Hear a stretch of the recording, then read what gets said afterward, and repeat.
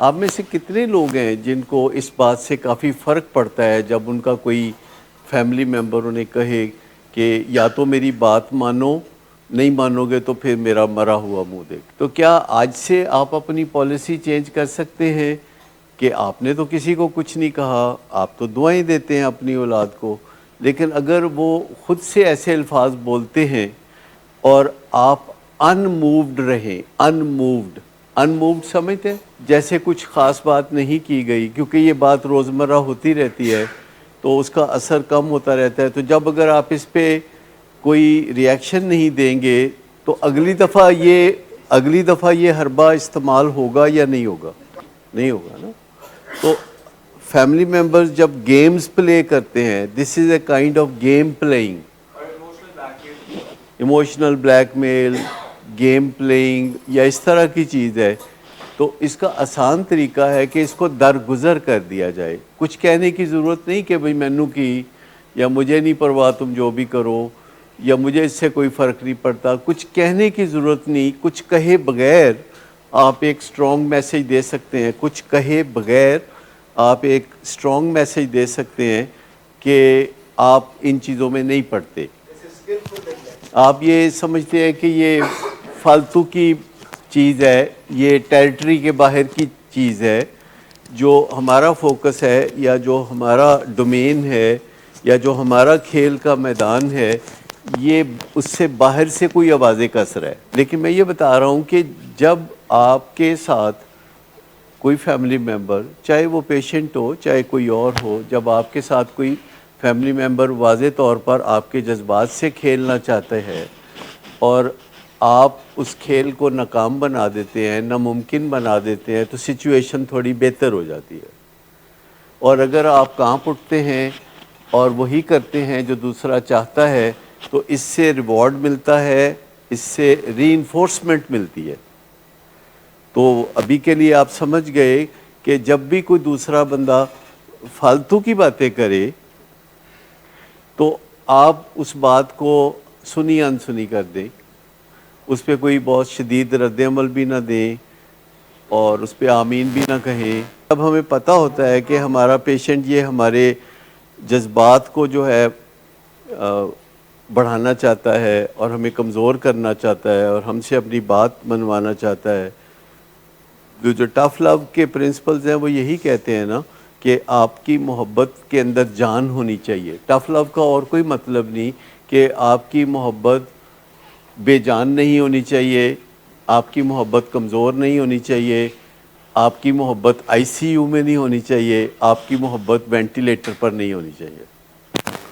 اگر آپ کی محبت سٹرونگ ہے اور آپ کو اپنی محبت کے اوپر شک نہیں ہے تو آپ پھر اس معاملے میں رد عمل دینے کی ضرورت نہیں۔ لیکن اگر آپ کی محبت کو آپ نے آلودہ کیا ہوا ہے، کیونکہ ہم اپنی محبت کو آلودہ بھی کرتے ہیں فیملیز میں، کہ جس سے محبت کرتے ہیں کبھی کبھی منہ کا ذائقہ بدلنے کے لیے اس کے ساتھ بد زبانی بھی کر دیتے ہیں، کبھی کبھی اس کو برا بھلا بھی کہہ دیتے ہیں، کبھی اس کو دھمکیاں بھی دے دیتے ہیں، کبھی اسے کہہ دیتے ہیں کہ مجھے تو تمہاری کوئی پرواہ ہی نہیں، مجھے تو کوئی فرق ہی نہیں پڑتا، تم جہنم میں جاؤ میری طرف سے تم چرسیں پیو، میری طرف سے تم شرابیں پیو، میں تمہیں خود منگوا دیتا ہوں، پشاور سے گردہ منگا دیتا ہوں، افغانستان سے میں تمہیں شراب منگا دیتا ہوں یا ہیروئن منگوا دیتا ہوں۔ تو پھر اس طرح کی جو باتیں ہیں ساری، یہ اپنی محبت کو علائشوں میں مبتلا کرنے والی بات ہے۔ ہم سب کی محبتوں میں علائشیں بھی ہوتی ہیں ساتھ، لیکن آپ اس چیز کو سمجھ لیں کہ اپنی محبت کو خالص ہی رکھنا ہے، اس میں علائشیں شامل نہیں کرنی، اس میں نخوت شامل نہیں کرنی، اس میں بد دعائیں شامل نہیں کرنی، اس میں دھمکیاں شامل نہیں کرنی، اس میں پیش گوئیاں شامل نہیں کرنی کہ تمہارا یہ حال ہوگا یا تمہارا وہ حال ہوگا۔ اس میں ایسے موقع پہ یہ نہیں کہنا کہ میرے زندہ ہوتے ہوئے تم موجے کر رہے ہو، جب میں مروں گا تو تم پھر موجے نہیں کر سکو گے، کیونکہ ہو سکتا ہے اس میں خیالات میں فرق ہو سکتا ہے کہ اس کے ذہن میں کچھ اس سے اپوزٹ خیالات ہوں، اور کہیں وہ آپ کو یہ نہ کہہ دیتے میرے لو تو کل دے مرو اج مرو۔ کیونکہ وہ اس کی سوچ ہو سکتی ہے کہ زندہ ہاتھی لاکھ کا ہے تو مردہ تو 1.25 لاکھ کا ہی ہوتا ہے. کہتا مردے کیوں نہیں پھر تسی. ایک چھوٹی سی بچی تھی کسی پارک میں وہ کھیل رہی تھی اور بابا رحم تھے اس کے پاس آئے تو اس نے دیکھا کہ بچی رو رہی ہے تو اس کا کہا بچی تم رو کیوں رہی ہو؟ تو اس نے کہا کہ میرا گڈا گم ہو گیا ہے تو میں اس وجہ سے رو رہی ہوں. تو بابا رحمت نے کہا کہ چلو دونوں مل کے ڈھونڈتے ہیں. تو وہ انہوں نے مل کے تو گڈا ڈھونڈنا شروع کیا, وہ نہیں ملا. بچی رو رہی تھی, شام ہو رہی تھی اور بابا رحمت نے کہا کہ کل اسی ٹائم پہ مجھے ملنا, پھر ڈھونڈیں گے. تو اگلے دن وہ پھر بابا رحمت وہاں آئے اور انہوں نے گڈا ڈھونڈنا شروع کیا. بابا رحمت وہاں آئے اسی ٹائم پہ اور انہوں نے گڈا ڈھونڈنا شروع کیا. اور اس کے بعد جب گڈا نہیں ملا تو انہوں نے جیب سے ایک خط نکالا اور کہا کہ گڈا تو نہیں ملا لیکن تمہارے گڈے کا ایک خط ملا ہے. اور اس خط میں گڈے نے لکھا تھا کہ میں ایک لمبے سفر پر جا رہا ہوں جس میں بہت ابتلائیں اور سوگتیں ہوں گی, مشکلات ہوں گی, لیکن میں تمہیں بتاتا رہوں گا کہ میرے ساتھ کیا بیت رہی ہے. تو وہ چھوٹی سی بچی نے سمجھا کہ یہ واقعی گڈے نے خط لکھا ہوگا. اس کے بعد بابا رحمت اور وہ بچی کا آپس میں یہ رشتہ سا بن گیا کہ وہ جب سیر کرنے آتا تھا تو وہ ایک خط نکال کے بابا رحمت دے دیتا تھا کہ یہ تمہارے گڈے کا تازہ خط ہے, جس میں وہ بتاتا تھا کہ میں دنیا کے لمبے تلخ سفر پر ہوں اور مصیبتیں جھیل رہا ہوں اور نئے تجربات میں سے گزر رہا ہوں. اس کا بھی دل بہلا رہتا تھا. اور آخر ایک دن جو ہے بابا رحمت اسے ملے اس لڑکی کو اور اسے کہتے ہیں کہ تمہارا گڈا واپس آ گیا ہے, اور انہوں نے ایک گڈا اس بچی کو دے دیا کہ یہ ہے تمہارا گڈا. تو اس بچی نے اسے دیکھا, اس نے کہا نہیں یہ میرا گڈا نہیں ہے, میرا گڈا تو بالکل اس سے مختلف تھا, یہ تو سب کچھ بدل گیا ہے, تو یہ تو میرا گڈا نہیں ہے. تو وہ کہنے لگا کہ ایکچولی تمہارے گڈے کا انہوں نے بہت برا حال کر دیا ہے اور جو کچھ باقی بچا ہے وہ یہ ہے جو میں تمہیں پیش کر رہا ہوں, تو تم اس کو ہی گڈا سمجھ لو, یہ جو بگڑا ہوا حال ہے اس کا. تو بچی خوش ہو گئی اور گڈے کو گھر لے گئی. کچھ عرصے کے بعد بابا رحمت کا انتقال ہو گیا. تو کہیں بچی اسی گڈے سے دل لگا لیا اس نے کہ یہی میرا گڈا ہے, نیا گڈا. پر ایک دن وہ اس سے کھیل رہی تھی تو اس کے کپڑوں میں سے ایک کاغذ نکل آیا اور اس کاغذ پہ لکھا ہوا تھا کہ ایکچولی جس چیز سے بھی ہم زندگی میں پیار کرتے ہیں کبھی نہ کبھی وہ کھو جاتی ہے. تو چیزیں سلامت نہیں رہتی, پیار کو سلامت رکھا جا سکتا ہے, چاہت کو سلامت رکھا جا سکتا ہے, لیکن جس چیز سے آپ کی چاہت ہوتی ہے اس کو سلامت نہیں رکھا جا سکتا. اور اگر آپ اپنے اندر کی چاہت کو سلامت رکھیں تو فار آل پریکٹیکل پرپزز آپ کی روحانی ارتقاء ہوتی رہے گی اور کبھی نہ کبھی آپ کو ریپلیسمنٹ ملتی رہیں گی, وقت کے مطابق بدلی ہوئی چیزیں آپ کو ملتی رہیں گی جنہیں آپ چاہتے رہیں گے, اور آپ کا یقین دنیا سے نہیں اٹھے گا, آپ مایوس نہیں ہوں گے اور آپ کو اندازہ ہوگا کہ دنیا اچھی جگہ بن رہی ہے, یہاں اچھے نئے رنگوں کے پھول کھل رہے ہیں جن کی خوشبو بھی پہلے سے زیادہ ہے اور دنیا کے بہتر ہونے کی رفتار تیز تر ہو رہی ہے, اور آپ امید نہ کھوئیں. تو میرے خیال میں کسی دور کے گڈے کی بجائے کسی قریب کے گڈے سے پیار کرنا چاہیے. میں آپ کو بتاؤں کہ ہم قریب کے گڈوں سے اس لیے پیار نہیں کرتے کہ ان کی جھریاں ہمیں نظر آتی ہیں اور دور کے گڈے بوٹوکس لگواتے ہیں اور ان کی جھریاں نظر نہیں آتی. تو قریب کے گڈوں کو دیکھیں اور ان سے پیار کریں تو آپ کو دور کے گڈے پھر اتنے زیادہ نہیں بھائیں گے, تو مایوسیاں بھی نہیں ہوں گی. وہ گڈے جو آپ کی زندگی میں کوئی کردار نہیں رکھتے, جو آپ کی کوئی خدمت نہیں کر سکتے, جن کی خدمت صرف آپ نے کرنی ہوتی ہے, جن سے کوئی واقفیت نہیں ہوتی، وہ ذاتی طور پر آپ کو اور آپ ان کو نہیں جانتے. اگر رستے میں آپ ان کے ساتھ ملنا چاہیں تو شاید کوئی ملنے بھی نہ دے.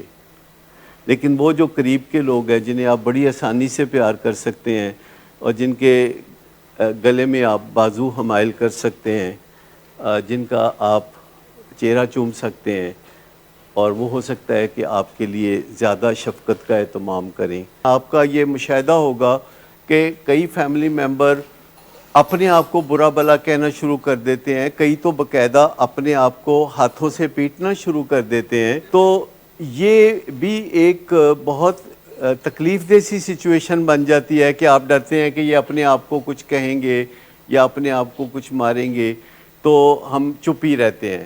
لیکن میں آپ کو بتاؤں کہ چپ رہنے کی نسبت بات کرنا فائدہ مند ہے، بشرطے کہ بات کرنی آتی ہو.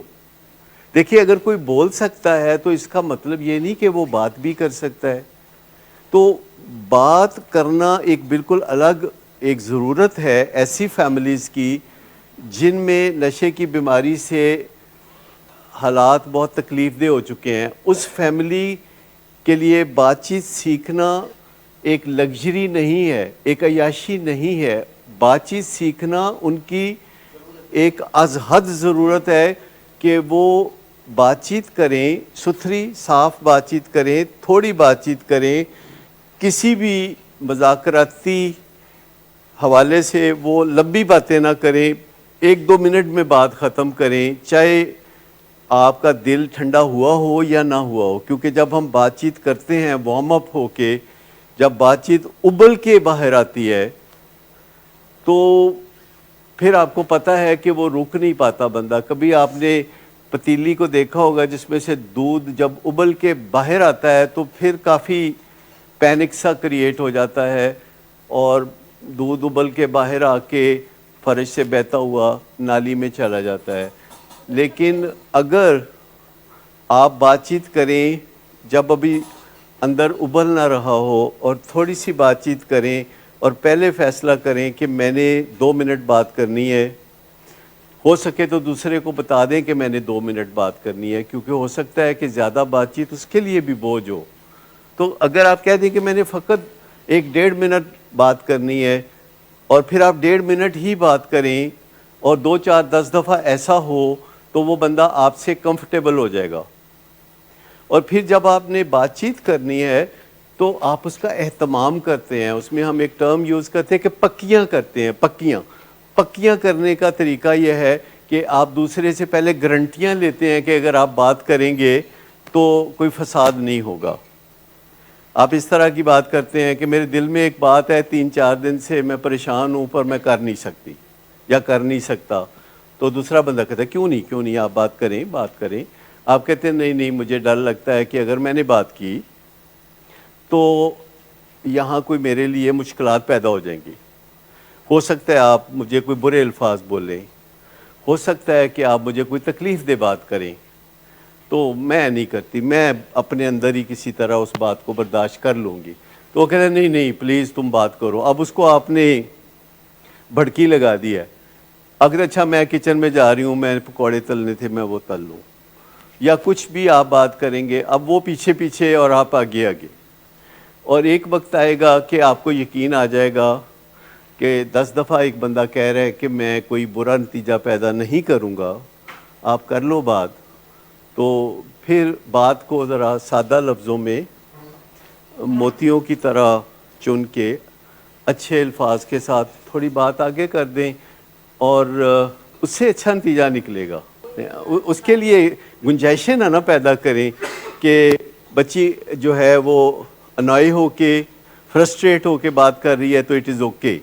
والد کے ساتھ بات کرتے ہوئے آپ انوائے بھی نہیں ہو سکتے، آپ فرسٹریٹ بھی نہیں ہو سکتے، آپ نے پیرامیٹرز کے اندر رہنا ہے. میں ایک خاتون کو سکھا رہا تھا، آج ہی میری کاؤنسلنگ سیشن تھا، اور میں ایک خاتون کو سکھا رہا تھا کہ جس نے اپنے خامد کو صرف یہ الفاظ کہنے تھے جو کہ کافی مشکل ہوئی سکھانے میں. صرف اتنے الفاظ کہنے تھے کہ سرتاج اب نیک ہونے کے سوا کوئی چارہ نہیں. یہ فکرہ تھا، صرف اتنا ڈائلاگ، صرف اتنا تھا کہ سرتاج آپ کے جو حالات ہیں اس میں جو واحد بچاؤ کا رستہ ہے وہ نیک ہونے کا رستہ ہے. اب مجھے بتائیں اس بات کی کوئی کتنی کا آپ کو سزا دے سکتا ہے؟ مثال کے طور پر اگر کوئی الکوہلک ہے، اگر کوئی بائی پولر ہے، اگر کوئی مختلف قسم کے ٹیکے لگا کے اپنی زندگی کو خراب کر رہا ہے گھر سے باہر، اور اگر کوئی بہت سی بیماریوں میں مبتلا ہو گیا ہے اس قسم کے ہوسناک رویوں کی وجہ سے، کہ واضح طور پر ڈاکٹر کہہ رہے ہیں کہ جو آپ کی انفیکشنز ہیں، جو آپ کی فنگل انفیکشنز ہیں وہ کنٹرول ہونے والی نہیں ہیں، اور آپ سٹیرائڈ استعمال کر رہے ہیں، اور آپ الکوہل استعمال کر رہے ہیں، اور آپ ٹیکے لگا کے وہ کر رہے ہیں، یہ کر رہے ہیں، تو بطور بیوی میں آپ کے ساتھ چونکہ بہت گہرا سٹیک ہولڈر ہوں، تو میں صرف یہ کہتی ہوں کہ سرتاج نیک ہو جائیں. تو مجھے بتائیں کہ یہ کتنا مشکل ہے؟ دیکھ وہ کری جائیں، آپ کو کرنے کی ضرورت نہیں ہے. آپ نے تو صرف اتنی بات کرنی ہے کہ سرتاج میری جو صرف ریکویسٹ یہ ہے کہ اب اور کوئی راستہ نہیں ہے. یہ نیک ہونے کے علاوہ آپ کی زندگی کے بچاؤ کا کوئی رستہ ہی نہیں ہے. اور پھر اگلا بندہ پوچھے کہ کیسے کیوں، تو پھر آپ بتا سکتے ہیں کہ الکوہلزم سے کیا ہوتا ہے، پھر آپ بتا سکتے ہیں کہ سٹیرائڈ سے کیا ہوتا ہے، پھر آپ بتا سکتے ہیں کہ جو غلط قسم کے انجیکشنز لگا کے ہوسکاریاں کی جاتی ہیں ان سے کیا ہوتا ہے، اور چرس سے کیا ہوتا ہے، اور باہر تعلقات بنائے رکھنے سے کیا ہوتا ہے. تو پھر آپ بتا سکتے ہیں، نہیں تو آپ کہہ سکتے ہیں کہ سرتاج نیک ہونے کے علاوہ کوئی رستہ بچا نہیں ہے. بہت سارے لوگ ڈیلیبریٹ سیلف ہارم کرتے ہیں، بہت سارے لوگ اپنی زندگی ختم کرنے کی کوشش کرتے ہیں. وہ اسی وجہ سے کرتے ہیں کہ کہیں ان کے دماغ میں غلط کیمیکلز کا اجتماع بن گیا ہوتا ہے، ان کے دماغ میں گٹھ جوڑ ہو جاتا ہے کوئی غلط کیمیکلز کا، اور وہ کیمیکلز مل جل کے جو نیٹ ایفیکٹ پیدا کرتے ہیں.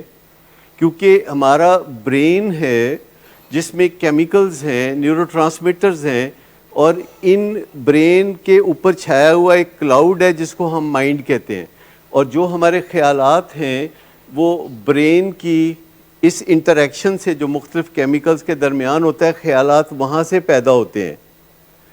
اور خیالات چونکہ غلط کیمیکل کے گٹھ جوڑ سے بھی پیدا ہوتے ہیں، جو آپ کو کہتے ہیں کہ ہاتھ دھوئی جاؤ جبکہ ہاتھ صاف ہیں، جو آپ کو کہتے ہیں کہ کوئی خاص ریچول پورا کری جاؤ جبکہ اس کی ضرورت نہیں ہے. تو اسی طرح وہ ایک آواز آنے لگتی ہے کہ آپ کو سزا ملنی ہی چاہیے، اور وہ سزا جب وہ اپنے آپ کو دیتے ہیں تو وہ کہتے ہیں کہ ان کو کچھ ریلیف ملتا ہے کہ انہوں نے مجرم کو کیفر کردار تک پہنچا دیا. اور اس میں بہت بڑی چیز جو ہے وہ سوسائڈ ہے، جسے پریونٹ کرنے کے لیے دنیا میں بے پناہ کام ہوتا ہے. کیونکہ ہمارے دماغ میں غلط کیمیکل کا جو گٹھ جوڑ جو ہے وہ ہو سکتا ہے کچھ خاص وجوہات سے، جو کہ نشے کی وجوہات ہیں، سیکیٹرک ڈس آرڈرز کی وجوہات ہیں، اور اس کے علاوہ جو لائف سٹائل کی خرابیاں ہیں، ایکسرسائز نہ کرنا، نیند پوری نہ کرنا، اور ریلیشن شپ خراب کر کے رکھنا، اس سے غلط کیمیکلز کا گٹھ جوڑ ہوتا ہے، اور وہ انسان کو ایک رٹ میں پھنسا دیتا ہے جس میں سے کوئی جتنا بھی اس کو نکالنا چاہے وہ اس دلدل میں گھسنا چاہتا ہے. جیسے کہ ایک بہت اچھی فلم تھی میں آزاد ہوں، میرے حال ہے آپ میں سے کچھ لوگوں نے دیکھی، امیتابھ بچن کی فلم تھی، اور اس میں اس کو زبردستی ایک لیڈر بنا دیتے ہیں. اس میں اداکاری کی صلاحیتیں ہوتی ہیں، اور وہ لوگوں کے سامنے سپیچیں شروع کر دیتا ہے، اور لوگ جو ہیں اس کو لیڈر مان لیتے ہیں، اور اس کے پیچھے آوے آوے اور جاوے جاوے کے نعرے لگانا شروع کر دیتے ہیں. اور امیتابھ بچن کہتا ہے کہ میں اب جو ہے مدینہ کی ریاست بناؤں گا، اور اس میں اس طرح کی کچھ باتیں وہ کرتا ہے. تو بیچ میں ایک جگہ وہ کہتا ہے جو میں بتانا چاہتا ہوں، وہ کہتا ہے کہ ایک دفعہ میں ٹرین میں تھا، اور ٹرین میں سب لوگ بیٹھے ہوئے تھے، اور ایک بندہ تھا جس نے اپنا جو سامان ہے، جو اپنا سوٹ کیس ہے، وہ سر پہ رکھا ہوا تھا اور کھڑا تھا. اور میں نے اسے کہا، یعنی امیتابھ بچن نے اسے کہا کہ بھائی تم ٹرین میں ہو اور ٹرین چل رہی ہے اور تم نے اپنا بوجھ سر پہ اٹھا رکھا ہے. تو نے کہا کہ یہ میرا بوجھا ہے تو میں ہی نہیں اٹھاؤں گا تو اور کون اٹھائے گا؟ تو اس نے کہا کہ دیکھو تو ٹرین تو چل رہی ہے اور اس سے کوئی فرق نہیں پڑتا کہ ہم اپنا بوجھ سر پہ اٹھائے رکھیں. فرق اس سے پڑتا ہے کہ ٹرین جس پٹری پر چل رہی ہے وہ ادھر ہی جاتی ہے جدھر ہم نے جانا ہے یا وہ کدھر کہیں اور جاتی ہے.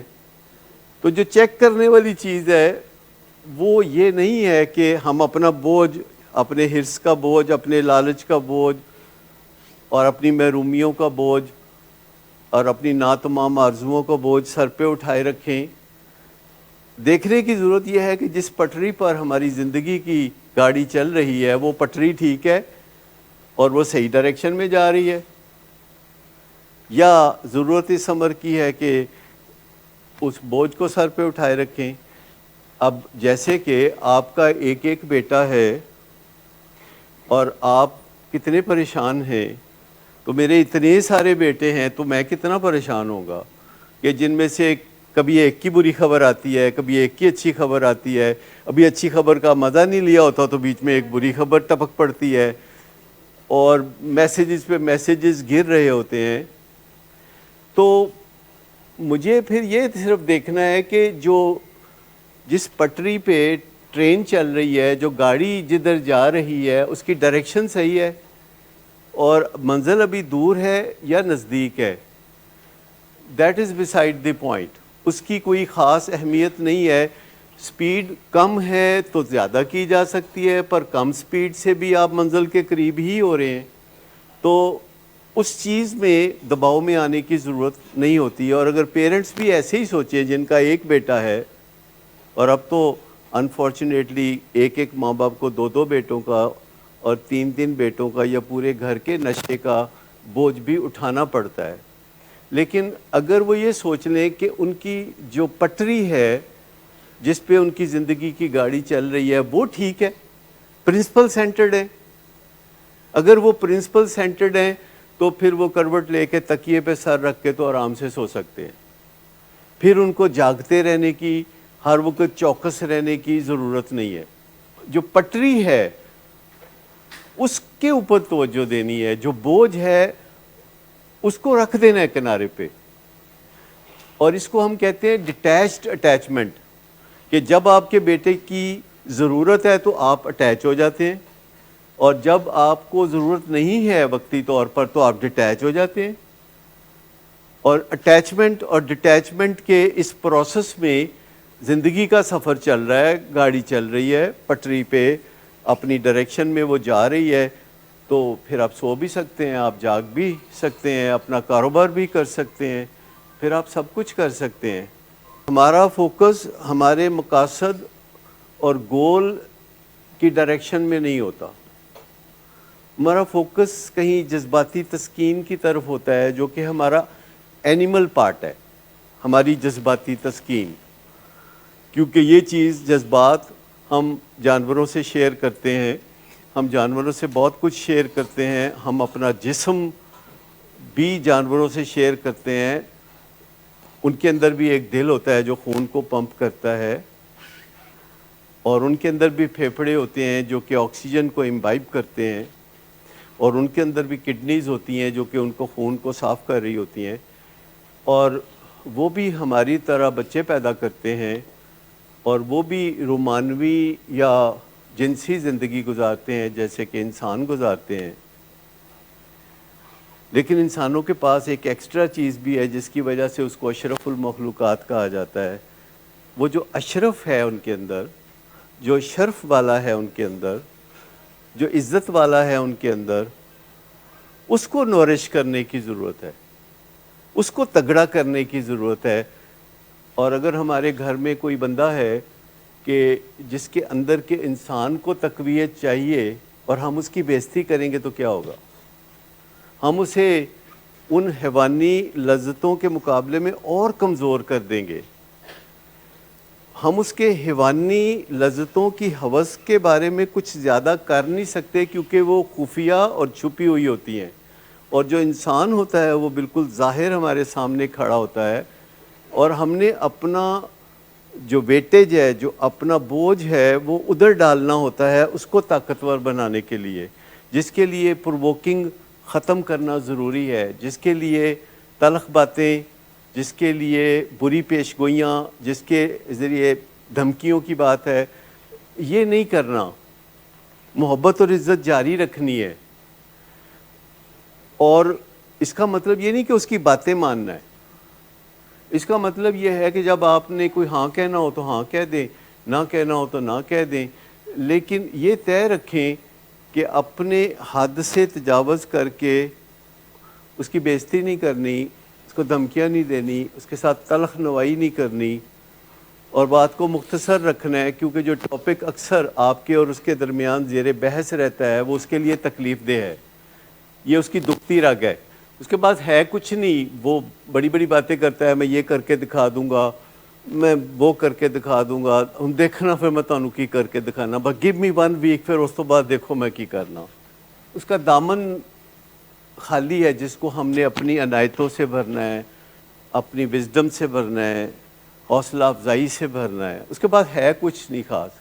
وہ ایک مراسی تھا تو اس نے ایک آئیڈیا پیش کیا اپنی بیوی کو کہ اگر دودھ ہو بہت اچھا خالص گائے کا، اور میوہ جات ہوں، اور چاول ہوں باسمتی کے بہت لمبے لمبے، اور اس سے کھیر بنائی جائے، اور سردیوں کی راتوں میں چھت کے اوپر رکھ دی جائے، اور صبح سویرے اسے انگلی سے چاٹ کے کھایا جائے تو کتنا مزہ آئے گا۔ تو اس کی بیوی پوچھتی ہے کہ ان چیزوں میں سے تمہارے پاس کیا کیا ہے؟ کہتا ہے میرے پاس انگلی ہے۔ یہی ہمارے مریضوں کا حال ہے کہ پلے کچھ نہیں ہے، ٹھیک؟ تو یہ جو سپورٹ ہے پیرنٹس کی چاہیے ان کو، لیکن سپورٹ روپے پیسے کی نہیں چاہیے، سپورٹ جو ہے وہ اسپرچول چیزوں کی چاہیے، روحانی چیزوں کی چاہیے۔ سپورٹ یہ چاہیے کہ وزڈم میں سے کچھ آپ دے دیں، کیونکہ وزڈم جو ہے جب آپ کسی کو دیتے ہیں تو آپ کے پاس جو وزڈم ہے وہ کم نہیں ہوتی۔ یہ بھی ایک وہ جو فلم میں آزاد ہوں، اس میں ایک جگہ وہ آگ تاپ رہے ہوتے ہیں کچھ لوگ، اور امیتابھ بچن وہاں آتا ہے، اور یہ 1989 کی فلم تھی، میں نے اس زمانے میں دیکھی تھی۔ تو وہ آتا ہے اور آ کے تو کہتا ہے کہ اگر اجازت ہو تو سردی ہے تو میں بھی تھوڑا آگ تاپ لوں۔ تو وہاں جو سرپنچ ہوتا ہے ان کا، وہ چند لوگ بیٹھے ہوتے ہیں، وہ گنا لے کے آئے ہوتے ہیں مختلف گاؤں میں شوگر مل کے لیے، اور وہ ٹرالیاں وہاں کھڑی ہوتی ہیں اور وہ رات گزار رہے ہوتے ہیں کہ صبح وہ گنا ان لوڈ کریں گے۔ تو وہ کہتا ہے کہ اگر میں بھی تھوڑا آگ تاپ لوں، تو اس نے کہا کہ بھائی تاپ لو، آگ تاپ لو، تمہارے آگ تاپنے سے کوئی آگ کی تپش کم نہیں ہونے والی۔ تو مجھے بتائیے کہ جو آپ کی وزڈم ہے، اگر آپ دل کھول کے اپنے بچے کو دینے لگیں اور ایسا ماحول بنائیں کہ ڈیلیوری چینل کام کرنے لگے، فی الحال تو آپ اپنے بچے کو وزڈم دینے جاتے ہو، کہتے ہیں چلو چل پرے آ، ٹھیک؟ زیادہ تر کیا ہوتا ہے کہ آپ جاتے ہیں اپنے بچے کو کہ یا کاکا میں تمہیں سمجھانا، تو وہ کیا کہتا ہے؟ آپ کو کیا پتا ہے؟ کہتا ہے تانوں کی پتہ نکلے تو چل۔ تو سب سے پہلے وہ ماحول بنانے کی ضرورت ہے کہ جس ماحول میں آپ بات کریں تو وہ سن لے۔ یہ ماحول بنانا بھی آپ ہی کی ذمہ داری ہے، اور جب آپ نے بات کرنی ہوتی ہے کسی سے تو آپ ماحول بنانا بھی جانتے ہیں۔ میں پچھلے دنوں مجھے اتفاق سے ایک پولیس اسٹیشن میں جا کے تھوڑی دیر بیٹھنے کا موقع ملا، تو جو لوگ بھی آ رہے تھے تو پولیس والوں سے جو ڈیلنگ کر رہے تھے تو وہ ماحول بنا رہے تھے۔ وہ پولیس والے کو پہلے کہتے تھے اسی تے ہر خدمت لیے تیار ہاں، اور پھر تھوڑا بتا رہے تھے کہ اے تسی زبانی کلامی نہ سمجھو، میں فوری خدمت بھی کر سکنا تھا جی، اور ٹیمپٹیشن پہ ٹیمپٹیشن دے رہے تھے۔ تو میں نے ایس ایچ او کو پوچھا، میں کہا سر تسی اردو نہیں سمجھتے، اے اردو چ تانوں پیغام دے رہا ہے کوئی؟ کہنا مینوں سارا پتہ ہے، مینوں سارا پتہ ہے۔